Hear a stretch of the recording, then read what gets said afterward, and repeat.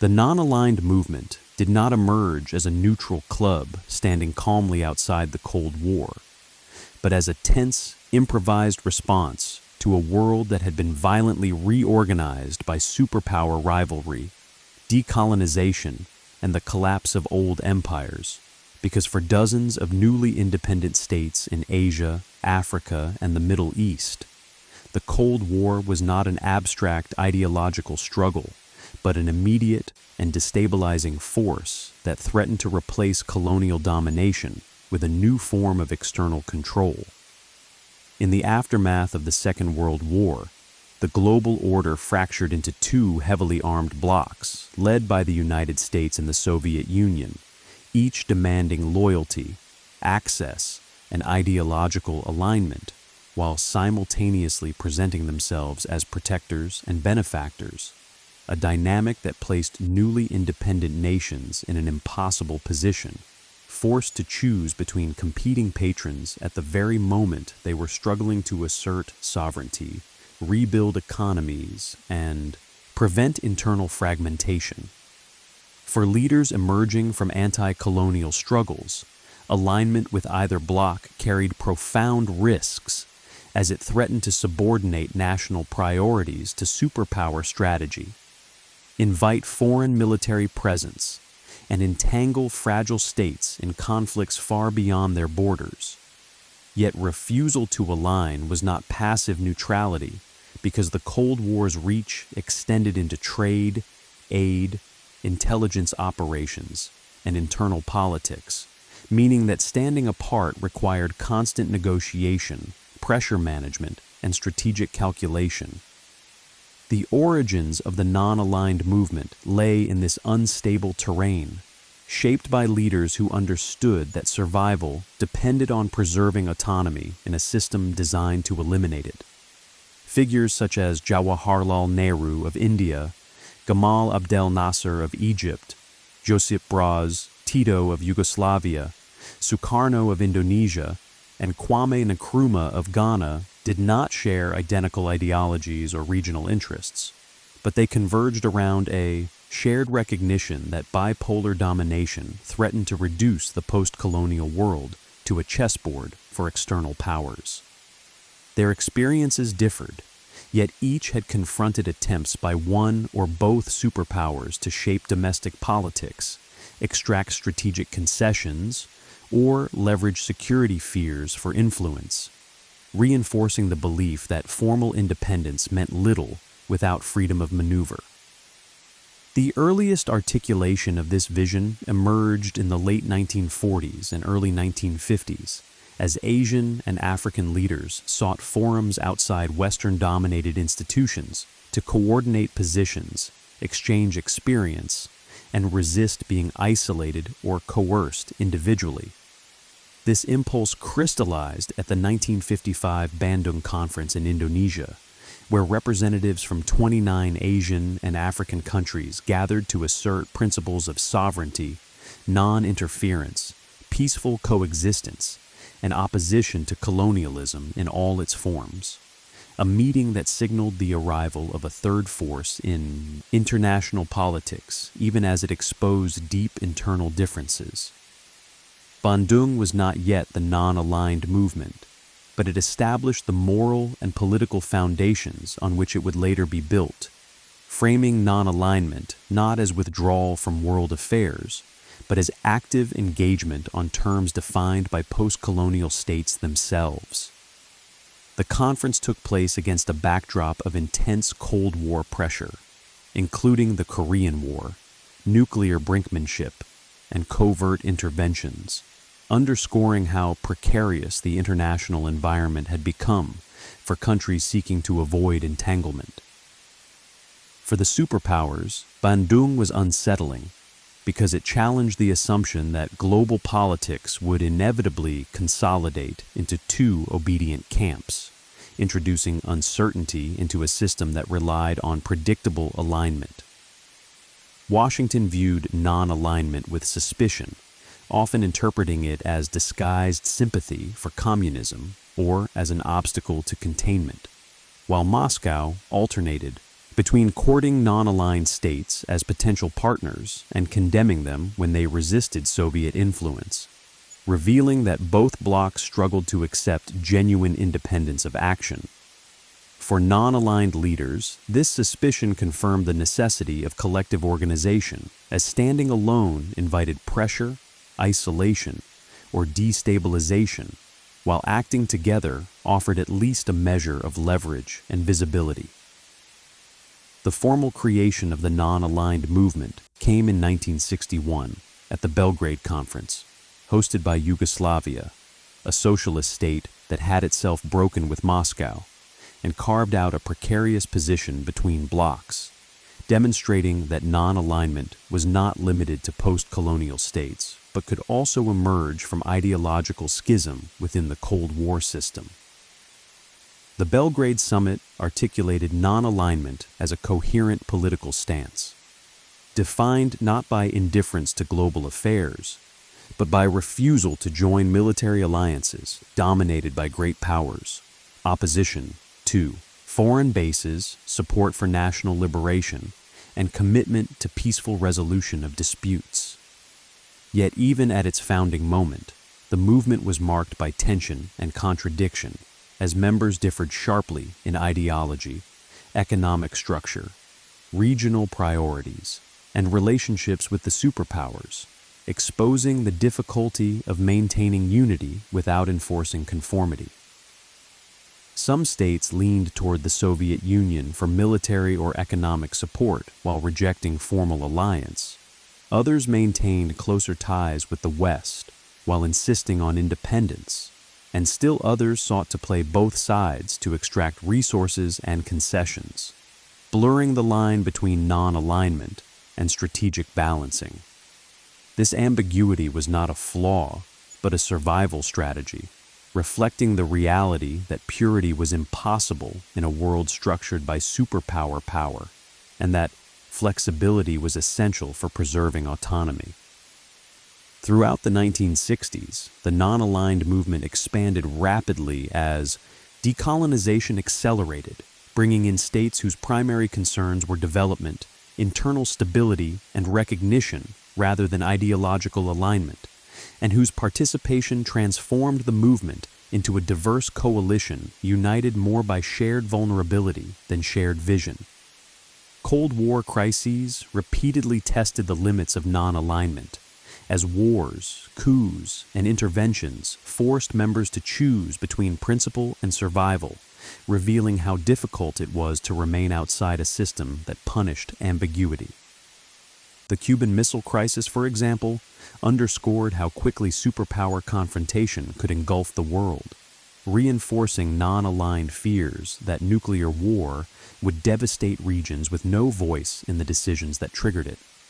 While conflicts in Southeast Asia, the Middle East, and Africa demonstrated how proxy warfare could destabilize entire regions under the guise of ideological struggle.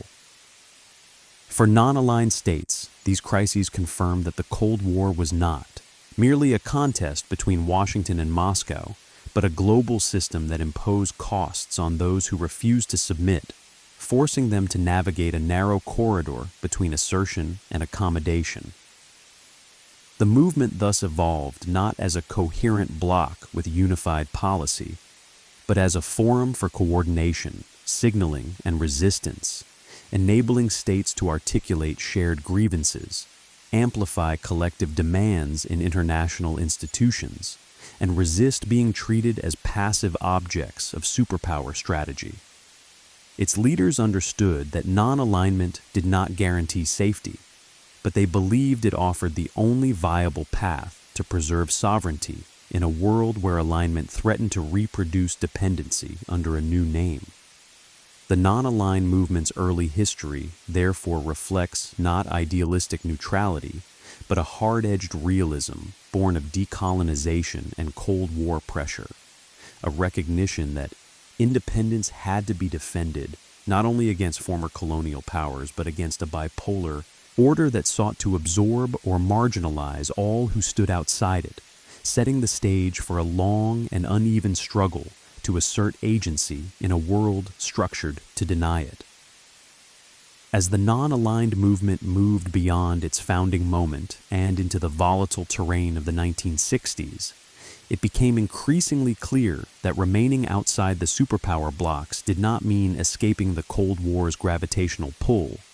but rather required constant navigation through a system designed to reward loyalty and punish independence, as newly aligned states discovered that economic aid, military assistance, and diplomatic recognition were all entangled with expectations of compliance. Many non-aligned leaders found themselves confronting internal pressures that mirrored external ones, as fragile post-colonial states faced ethnic divisions, underdeveloped economies, and contested borders, vulnerabilities that superpowers were quick to exploit through covert operations, proxy conflicts, and selective support for rival factions, forcing governments to choose between ideological consistency and political survival. The Congo crisis of the early 1960s exposed these dynamics with brutal clarity as competing Cold War interventions turned a newly independent state into a battlefield for influence, demonstrating how non-alignment could be overridden by strategic interest when a region's resources or location were deemed critical, and reinforcing fears among non-aligned leaders that sovereignty was conditional in a bipolar world. Similar pressures unfolded across Southeast Asia, the Middle East, and Africa, where coups and counter-coups revealed how easily domestic instability could be amplified by external intervention, leaving non-aligned states vulnerable to being drawn into the very conflicts they sought to avoid. Within the movement itself, these realities generated deep debate about the meaning of non-alignment, as some members argued for a stricter distance from both blocs, while others embraced pragmatic engagement that accepted aid and arms from superpowers without formal alliance, a tension that exposed the movement's central paradox, that independence often depended on external support. The superpowers exploited this ambiguity, offering assistance framed as development or security cooperation while quietly seeking leverage, and then accusing non-aligned states of hypocrisy or bad faith when they resisted alignment, reinforcing a narrative that neutrality was either impossible or disingenuous. Despite these pressures, the movement continued to grow, drawing strength from numbers rather than uniformity, as leaders recognized that collective visibility could provide a shield against isolation and make overt coercion more costly. The expansion of the non-aligned movement into Africa during the wave of decolonization in the 1960s transformed its character, bringing in states whose primary concerns centered on economic development, anti-colonial solidarity, and the restructuring of global trade, priorities that shifted the movement's agenda beyond security and into questions of global inequality and institutional reform. This shift complicated relations with both superpowers, as demands for a more equitable economic order challenged Western dominance of financial institutions, while also exposing the limits of Soviet economic capacity to serve as an alternative, leaving non-aligned states dissatisfied with both models. Internal diversity became both a strength and a liability, as the movement's ability to represent a wide range of experiences enhanced its moral authority, but also made consensus difficult, especially when regional conflicts pitted member states against one another, testing the limits of solidarity. Wars between non-aligned states, such as conflicts in South Asia and the Middle East, underscored how national interests could override collective principles, revealing that non-alignment did not eliminate rivalry but reframed it within a broader struggle for autonomy. The Sino-Soviet split further complicated the landscape, as divisions within the communist world created new opportunities and dangers for non-aligned states, offering alternative partnerships while increasing uncertainty about the stability of alliances and the intentions of rival patrons. Some non-aligned leaders sought to exploit these fractures, balancing relations among multiple powers to extract concessions and reduce dependence, while others found themselves caught in overlapping pressures that strained domestic cohesion. Throughout this period, the movement functioned less as a unified actor than as a platform for signaling and negotiation, allowing states to assert independence rhetorically while adapting tactically to shifting conditions. Its summits became arenas where grievances against superpower behavior could be aired collectively, even if enforcement mechanisms remained weak, reinforcing the idea that voice itself was a form of power in an international system that marginalized small states. The Cold War's escalation during moments such as the Vietnam War and regional proxy conflicts heightened non-aligned anxieties, as the scale of destruction and the willingness of superpowers to intervene demonstrated how little control peripheral states possessed over conflicts that devastated their societies. These experiences reinforced the movement's core conviction that survival in a bipolar world required flexibility, coordination, and constant vigilance rather than rigid adherence to doctrine,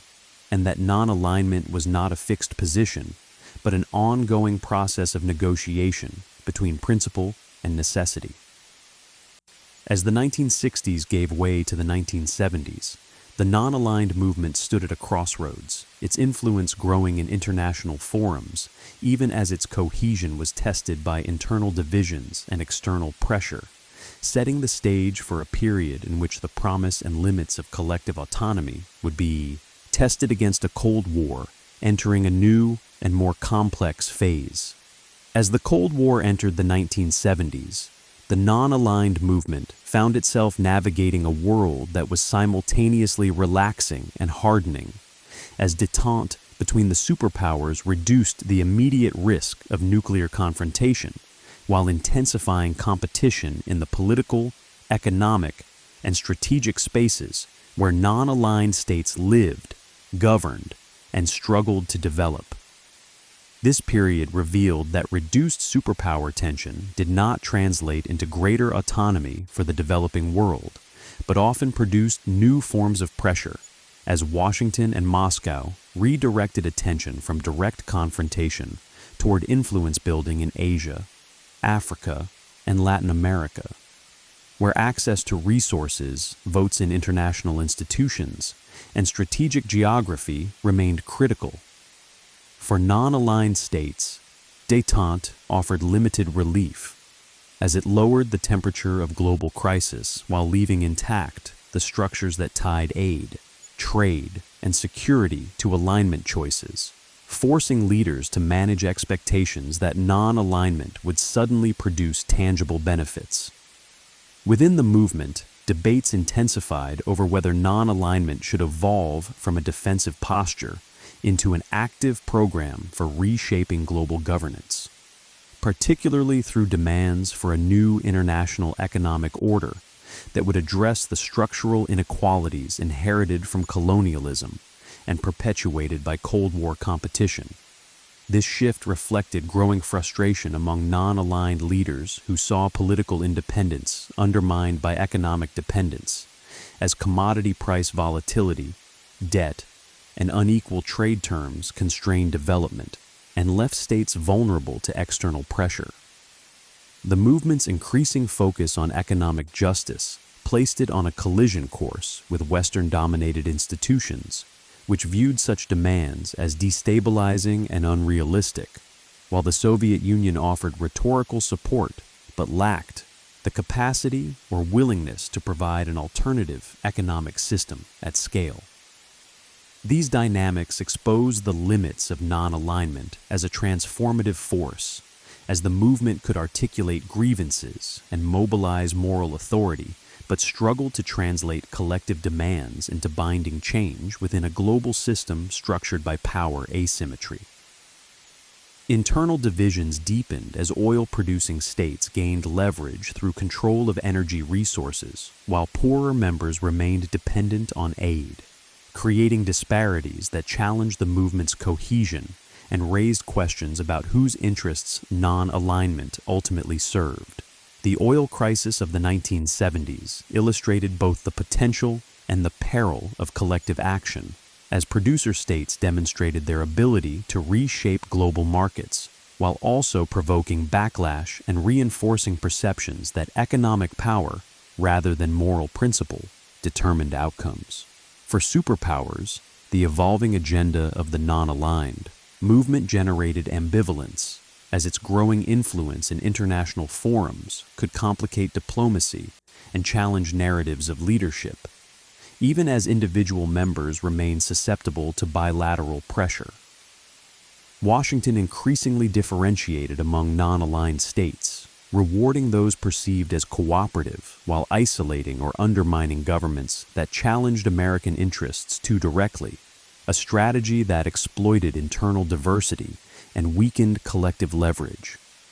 Moscow pursued a similar approach, supporting revolutionary movements and sympathetic regimes while condemning non-aligned leaders who resisted Soviet influence, revealing that both blocs viewed non-alignment less as a legitimate third position than as a contested space to be managed. Conflicts within the non-aligned world further eroded the movement's claim to unity, as wars between member states forced leaders to confront the limits of solidarity when national survival was at stake, exposing how quickly principles could yield to power politics. The Indo-Pakistani War of 1971, for example, underscored how regional rivalries could draw in superpower intervention despite formal non-alignment, leaving states to navigate outcomes shaped by forces beyond their control. Yet even amid these challenges, the non-aligned movement continued to provide a platform for collective expression, enabling states to coordinate positions on issues such as decolonization, apartheid, and disarmament, amplifying voices that would otherwise be marginalized in a bipolar system. Its persistence reflected not success in escaping Cold War structures, but recognition that abandoning the effort would leave smaller states even more exposed to unilateral pressure. As the decade progressed, the movement's influence waxed and waned with global conditions, expanding during moments of superpower, uncertainty, and contracting when rivalry hardened, revealing its dependence on the broader Cold War environment. This dependence reinforced a sobering lesson that non-alignment could not exist independently of the system it sought to resist, and that autonomy was always relative, shaped by the distribution of power and the willingness of dominant actors to tolerate dissent. The 1970s thus marked a maturation of the non-aligned movement, as idealism gave way to pragmatism and leaders learned to balance collective rhetoric with bilateral negotiation, using the movement as one tool among many rather than as a shield against all forms of pressure. This evolution did not represent failure, but adaptation, as non-aligned states confronted the reality that survival in the Cold War required constant recalibration rather than fixed positioning, setting the stage for the movement's most severe test as superpower rivalry intensified once again in the decade to come. As the Cold War hardened again in the late 1970s and early 1980s, the non-aligned movement entered its most difficult and revealing phase, as renewed superpower confrontation stripped away any lingering illusion that global politics was softening and exposed how vulnerable non-aligned states remained when rivalry escalated beyond diplomacy into militarization, intervention, and ideological absolutism. The Soviet invasion of Afghanistan in 1979 was a defining rupture, not only because it marked the collapse of détente, but because it placed the non-aligned movement in an impossible position, forcing members to reconcile their foundational principles of sovereignty and non-interference with the reality that one of the movement's most prominent participants had become the victim of direct superpower occupation. Afghanistan's formal status as a non-aligned state turned the invasion into a profound moral and political crisis for the movement, revealing the limits of collective influence when confronted by raw power and strategic necessity. Debates within the movement were fierce and unresolved, as some members condemned the invasion as a blatant violation of non-alignment's core principles,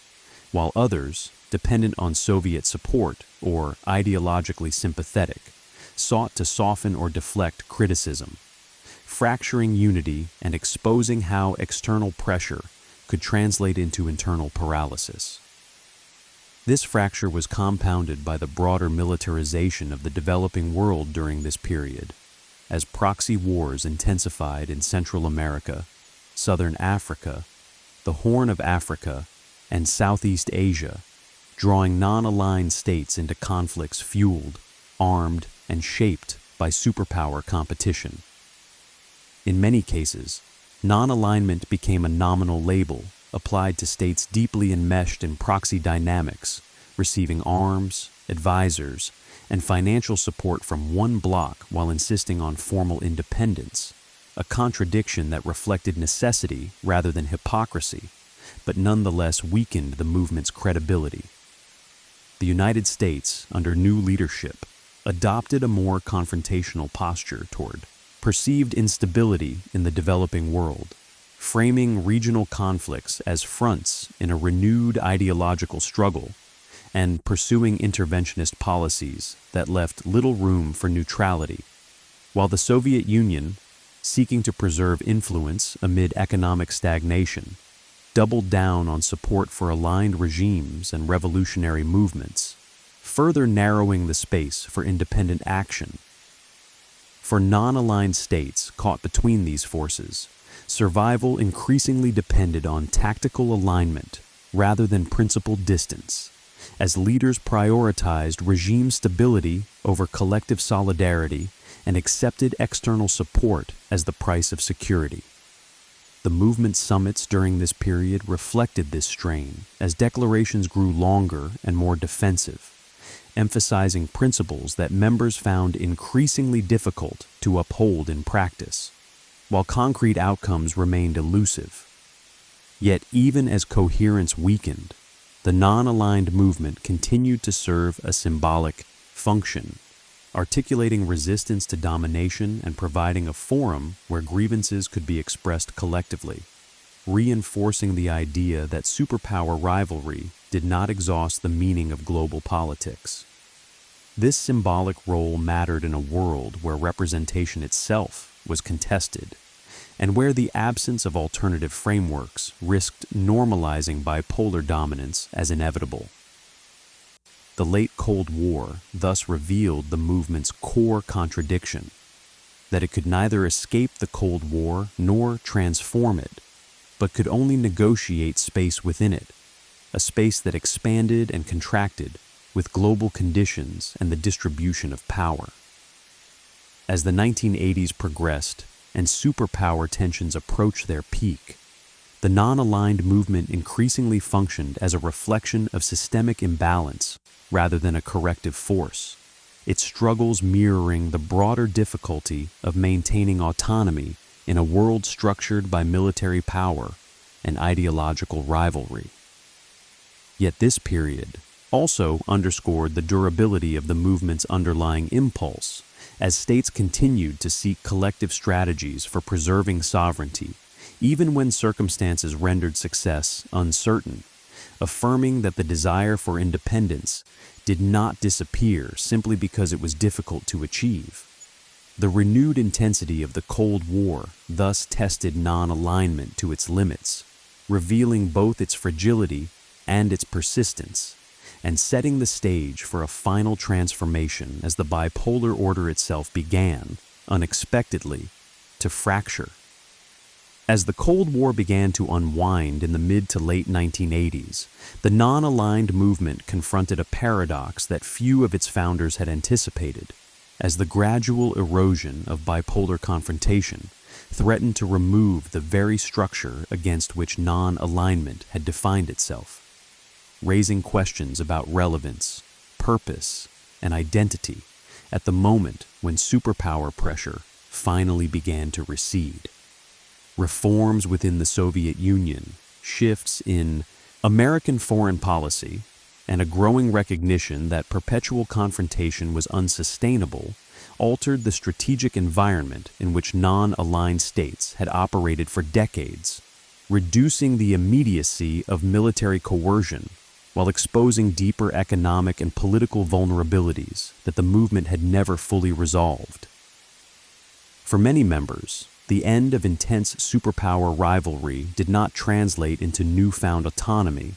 but rather revealed how dependent their economies had become on external markets, aid, and financial institutions, constraints that limited freedom of action even in the absence of overt alignment pressure. The collapse of proxy wars and the withdrawal of superpower backing left some regimes dangerously exposed, as internal conflicts once managed through external support erupted into instability, civil war, or state collapse, demonstrating that non-alignment had not insulated societies from the long-term consequences of Cold War militarization. Within the IADS movement, debates intensified over whether its mission should evolve from resisting military blocs to addressing development, debt, and globalization, a shift that reflected recognition that power had migrated from military alliances to economic systems that were no less constraining. This transition proved difficult, as the movement lacked the institutional capacity and cohesion to influence global economic structures dominated by advanced industrial states, reinforcing perceptions that non-alignment had been more effective as a political statement than as a vehicle for structural change. The end of the Cold War also exposed internal hierarchies within the movement, as states that had successfully leveraged non-alignment to enhance autonomy now diverged sharply from those left marginalized by decades of conflict and underdevelopment, fracturing solidarity and weakening collective voice. Yet even as the bipolar order collapsed, the legacy of non-alignment persisted in the diplomatic culture of many states, shaping preferences for multilateralism, resistance to formal military alliances, and skepticism toward great power intervention, attitudes rooted in lived experience rather than ideology. The movement's final Cold War years thus became a period of reckoning, as leaders confronted the reality that the struggle for autonomy had not ended with the superpower rivalry, but had merely shifted terrain from military coercion to economic dependency and political conditionality.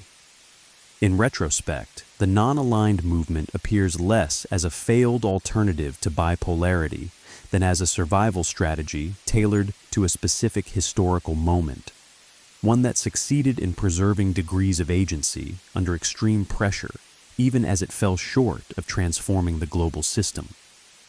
Its endurance across decades of confrontation underscores the persistence of a fundamental aspiration that states, regardless of size or power, should retain the right to define their own interests in relationships without subordination to external blocs.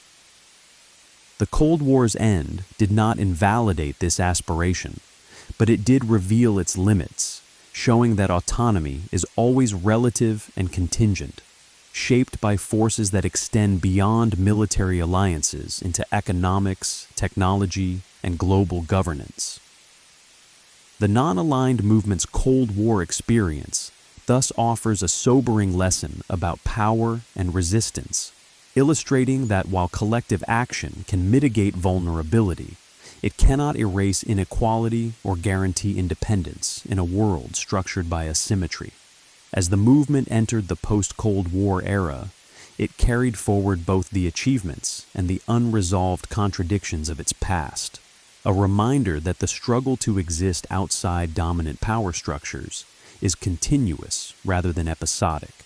and that the absence of overt rivalry does not necessarily produce freedom, but merely changes the forms through which constraint is exercised.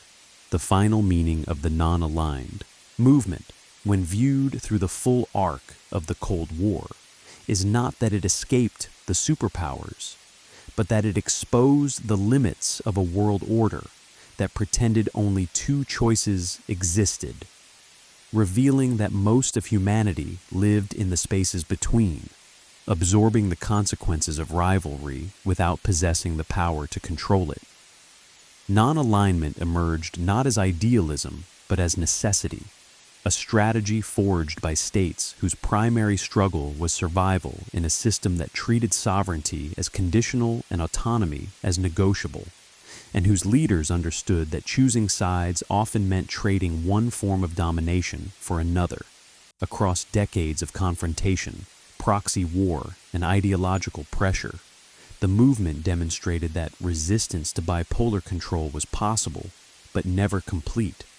and that independence required constant negotiation rather than permanent insulation from power. The Cold War repeatedly tested this strategy, exposing how easily non-aligned states could be pulled into conflicts they did not initiate, destabilized by covert intervention, or constrained by economic dependency. Yet, the persistence of the movement itself testified to a refusal to accept subordination as inevitable. Its greatest achievement was not unity or transformation of the global system, but the preservation of political space. The ability of dozens of states to assert identity, articulate interests, and resist absorption into rigid blocs at moments when alignment appeared unavoidable. The non-aligned movement forced the superpowers to confront a more complex world than their doctrines allowed, complicating strategies that relied on binary loyalty and introducing uncertainty into a system built on predictable alignment, even as Washington and Moscow sought to manage, co-opt, or divide it. This disruption mattered because it revealed that Cold War stability was sustained not only by deterrence between superpowers,